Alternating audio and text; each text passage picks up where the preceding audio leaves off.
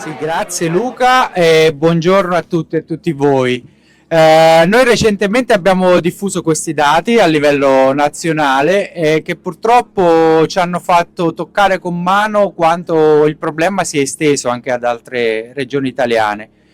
E d'altra parte abbiamo assistito, come diceva proprio Luca, a un film già visto. L'avete visto anche voi in questi anni qui.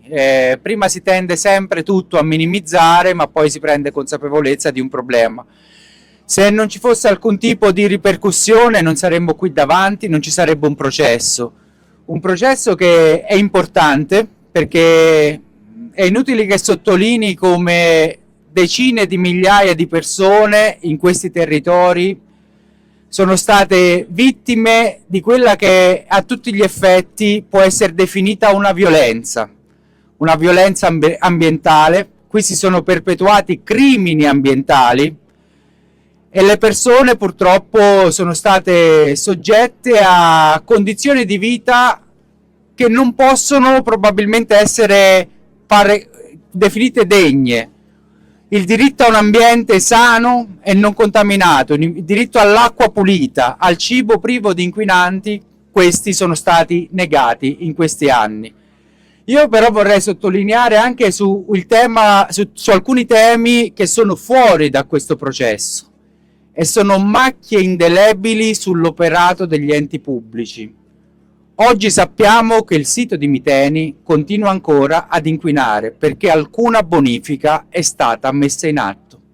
Sono passati più di 10 anni dalla scoperta di questo inquinamento e il fatto che non si sia agito all'origine del problema è qualcosa di gravissimo su cui bisognerebbe immediatamente rimediare.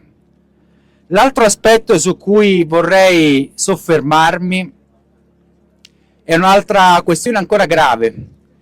Oggi noi non sappiamo quale sia la reale portata della contaminazione da PFAS negli alimenti coltivati nei territori, coltivati, prodotti.